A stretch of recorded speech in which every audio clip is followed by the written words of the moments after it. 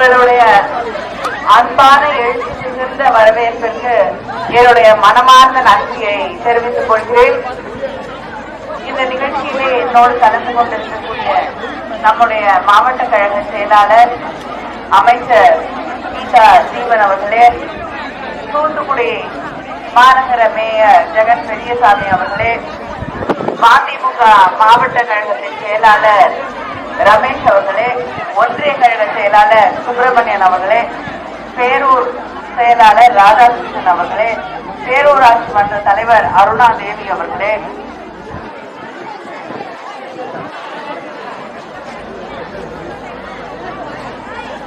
கயசார் வட்டார காங்கிரஸ் கட்சி தலைவர் கந்தசாமி அவர்களே, மார்க்சிஸ்ட் கம்யூனிஸ்ட் கட்சியின் ஒன்றிய செயலாளர் சாலுமோன் அவர்களே, விடுதலை சிறுத்தைகள் கட்சியின் ஒன்றிய செயலாளர் காளி ராஜ் அவர்களே, கழுகுமலை பேரூர் மதிமுக செயலாளர் வையாபுரி கே முருகன் அவர்களே, கழுகுமலை பேரூர் இந்திய கம்யூனிஸ்ட் கட்சியின் செயலாளர் சிவராமன் அவர்களே, கயத்தார் முக்குளத்தோர் புலிப்படை கட்சி ஒன்றிய செயலாளர் காளிராஜ் அவர்களே, ஆதித்தமிழர் கட்சியின் மாவட்ட கொள்கை பரப்பு செயலாளர் பாக்கியராஜ் அவர்களே, கழுகுமலை பேரூர் காங்கிரஸ் பொறுப்பாளர் தங்கராஜ் அவர்களே, கழுகுமலை பேரூர் விடுதலை சிறுத்தைகள் கட்சியின் செயலாளர் ராமர் அவர்களே, மக்கள் நீதி மைய செயலாளர் கோமு குமார் அவர்களே, ஆதித்ய தமிழர் கட்சியின் ஒன்றிய துணைத் தலைவர் சமுத்திர பாண்டி அவர்களே, இந்த நிகழ்ச்சியிலே கலந்து கொண்டிருக்கக்கூடிய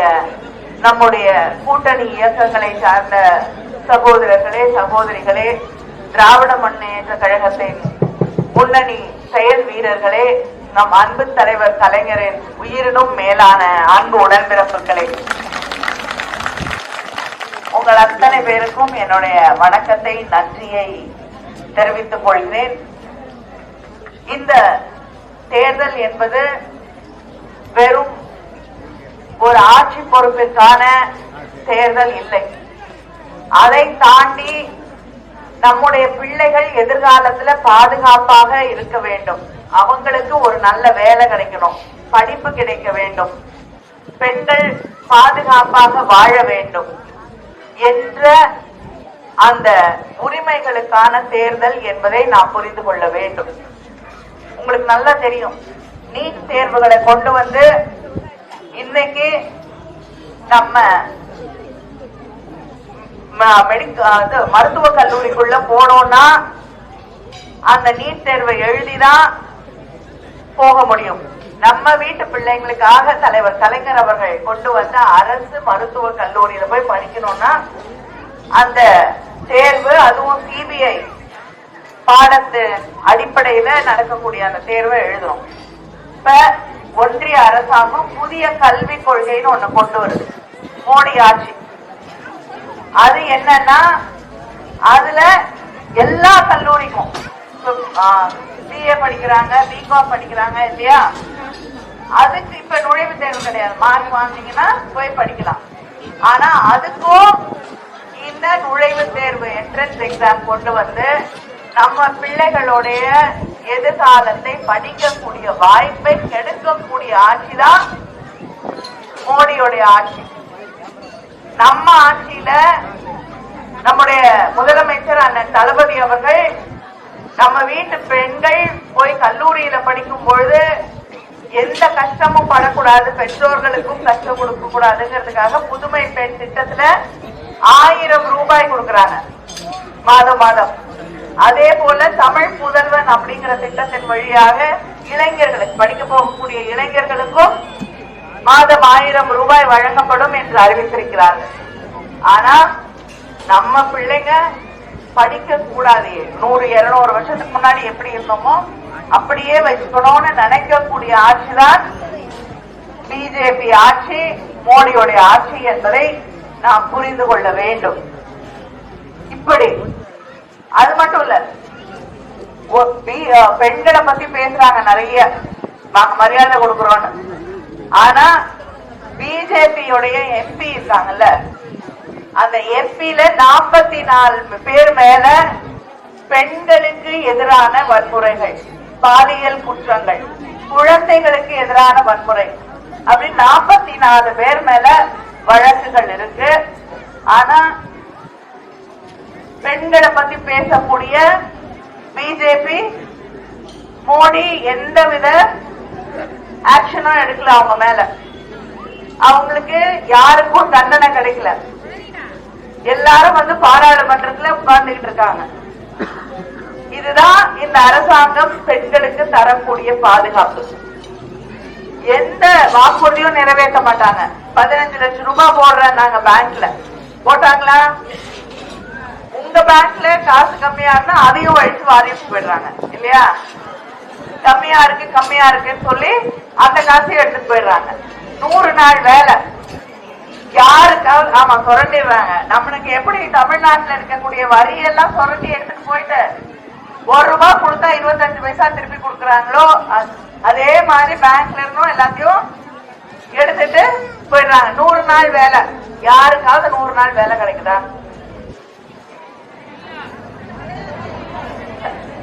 30 நாள் வேலை கிடைச்சு 20 நாள் வேலை கிடைச்சாலே பெரிய விஷயமா இருக்கு. இது தமிழ்நாட்டுல மட்டும் இல்ல, நாடு முழுவதும் இருக்கக்கூடிய நிலைமை இதுதான். யாருக்கும் 100 நாள் வேலை கிடையாது, யாருக்கும் சம்பளமும் ஏறுறது இல்ல. எங்க போய் கேட்டீங்கன்னாலும் 6 மாசம் ஆச்சு சம்பளம், 4 மாசம் ஆச்சு சம்பளம் ஏறுறதே கிடையாது. ஏன்னா நிதி ஒதுக்கணும். நிதி ஒதுக்கவே மாட்டாங்க. இந்த 100 நாள் வேலை திட்டத்துக்கு நிதி ஒதுக்குனாதான் சம்பளம் போட முடியும். ஆனால் நம்முடைய ஆட்சி வந்தவுடன் ஒன்றியத்திலே நம்முடைய இந்தியா கூட்டணி ஆட்சி வந்தவுடன் 100 நாள் வேலை 150 நாளாக உயர்த்தி வழங்கப்படும்.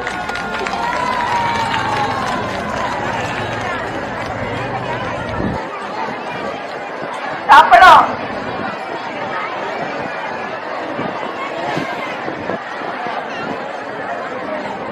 சரிப்பா.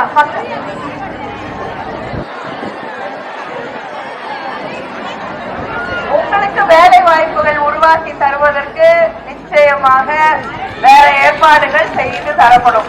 கடலை மிட்டாய்க்காக நம்முடைய முதலமைச்சர் அவர்கள் அதுக்கான ஒரு மையத்தை உருவாக்குகிறேன்.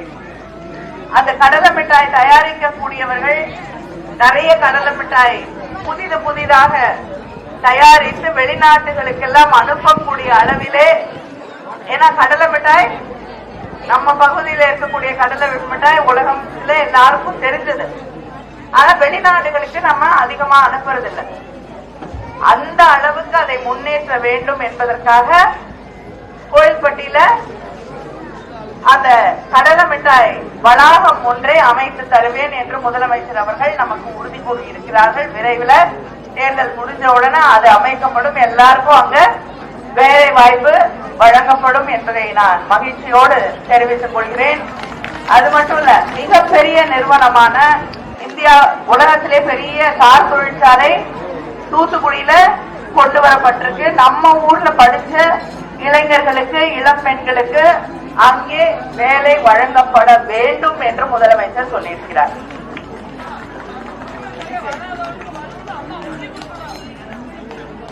மகளிர் உரிமை தொகை கிட்டத்தட்ட 1,15 லட்சம் பேருக்கு வருது இல்லையா? மீதி வராதவங்களுக்கு நமக்கு நிதியே கொடுக்கறது இல்ல மத்திய அரசாங்கம். இருந்தாலும் முதலமைச்சர் அவர்கள் அதை வழங்குகிறார்கள். வராதவங்களுக்கு தேர்தல் முடிந்தவுடன் முகாம் அமைத்து நமக்கு நியாயமா நிதி வந்த உடனே உங்களுக்கு அந்த பணம் வழங்கப்படும் என்பதை நான் தெரிவித்துக் கொள்கிறேன். கேஸ் சிலிண்டர் விலை மோடி ஆட்சியில மானியம் கொடுக்கிறேன்னாரு, மானியம் கொடுக்கல. 410 ரூபாய் அவர் ஆட்சிக்கு வரும் பொழுது, இப்பொழுது 1200 ரூபாய். நம்முடைய ஆட்சி வந்தவுடன் 500 ரூபாயாக அது குறைக்கப்படும். அதே போல்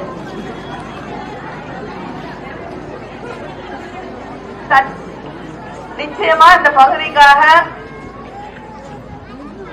13 லட்சம் மதிப்புல திறந்த வெளி கிணறு மற்றும் பைப் லைன் அமைத்து நீங்க வைத்த கோரிக்கைக்காக தண்ணீர் கொடுக்கப்படுகிறது.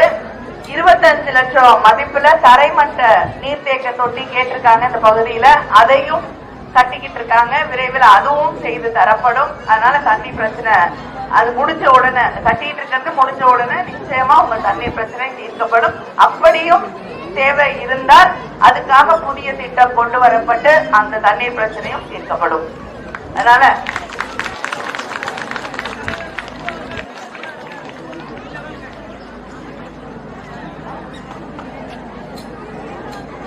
அந்த ரெண்டுமே அந்த 13 லட்சத்துல திறந்த வெளி கிணறு, பைப்லைன் இது, அதே போல 25 லட்சம் ரூபாய் மதிப்புல தரைமட்ட நீர்த்தேக்க தொட்டி ரெண்டுமே என்னுடைய எம்டி ஃபண்ட்ல போடக்கூடிய திட்டங்கள்.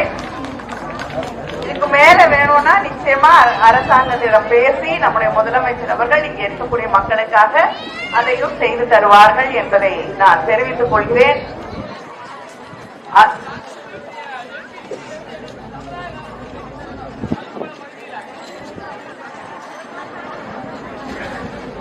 எல்லாரும் கோரிக்கை வைத்தாங்கன்னா நிச்சயமா பண்ணி தரேன். சரியா? எல்லாரும் பயன்படுத்தக்கூடிய வகையிலே ஒரு சமூக நலக்கூடம் கட்டி தரப்படும் என்பதை நான் தெரிவித்துக் கொள்கிறேன்.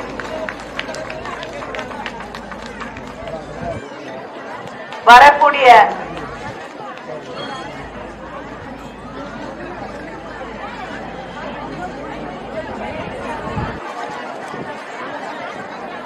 அந்த டேங்க் வேலை முடியட்டும். இப்ப கட்டி முடிச்சுட்டே இருக்காங்க. முடிஞ்ச உடனே நல்ல தண்ணி வந்துடும். சரியா? கொஞ்ச நாள் கட்டிக்கிட்டே இருக்காங்க இல்லையா? கட்டி முடிக்கட்டும். கட்டி முடிச்ச உடனே தண்ணி சுத்தப்படுத்தியே கொடுக்க சொல்றோம். சரியா? உங்கள் அத்தனை பேர் இடமும் மறுபடியும் இங்கே பணியாற்றக்கூடிய வாய்ப்பை எனக்கு முதலமைச்சர் அவர்கள் வேட்பாளராக நிறுத்தி வழங்கி இருக்கிறார்கள். போன முறை தேர்தல்ல நான் நின்ன பொழுது திரும்பி வரமாட்டாங்க, ஜெயிச்சுட்டு போனாங்கன்னா சென்னையில இருக்காங்கன்னாங்க. ஆனா பல முறை உங்களை எல்லாம் நான் சந்தித்திருக்கிறேன். உங்களுடைய அன்பால் இந்த தூத்துக்குடி மாவட்டத்தை என்னுடைய 2வது தாய் வீடாகவே நினைக்கக்கூடிய அளவிற்கு நான் இந்த பகுதியிலே உங்களில் ஒருவராக நின்று பணியாற்றி இருக்கிறேன்.